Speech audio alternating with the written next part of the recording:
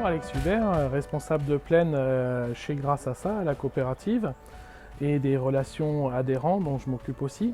Donc le projet était d'optimiser les rendements luzerne dans les parcelles chez nos producteurs en travaillant sur différents leviers, que sont l'implantation, le désherbage et la fumure, pour optimiser les rendements luzerne de nos producteurs. Donc on va travailler sur l'implantation, les doses de semis, la préparation du sol, après un accompagnement technique au niveau du désherbage, qu'il soit mécanique ou avec des produits phyto. Cela dépendra si l'agriculteur est en agriculture biologique ou en conventionnel. On s'occupe aussi donc de la fauche, de l'endénage et de la récolte. La fauche, où on fauche la luzerne et on la laisse pré-faner, on la fauche, on la laisse à plat au soleil. C'est l'énergie solaire qui va déjà déshydrater et commencer le processus de notre fabrication. Ensuite passera l'endénage, où on fera nos andins de luzerne au champ. Et ensuite l'ensileuse qui passera pour récolter ces andins de luzerne et charger dans les camions qui arriveront directement à l'usine après le passage au pont bascule. Une fois sur le tarmac, la luzerne elle est reprise par un chargeur qui alimente le tapis d'alimentation.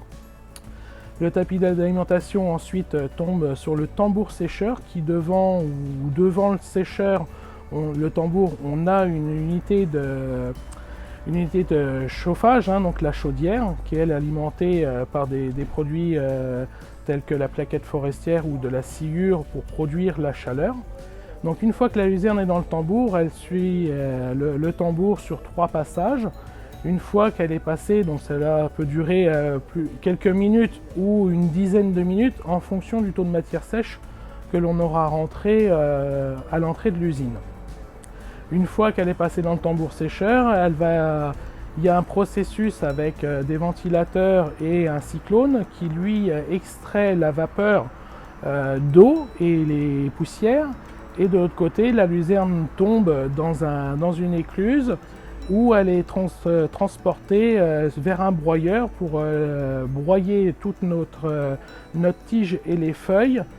Le broyeur ensuite une autre écluse qui ramène sur la mélangeuse, et ensuite nous avons les presses qui agglomèrent le produit avec galets filière, et on trouve nos granulés formés en diamètre 6 mm et d'une longueur de 3 ou 4 cm qui est transporté après dans une vis à rouge où on retrouve nos granulés de luzerne pour un processus au niveau frigo qu'on appelle, donc là c'est le refroidisseur. Et une fois que nos granulés de luzerne sont refroidis, ils partent directement dans des cellules de stockage.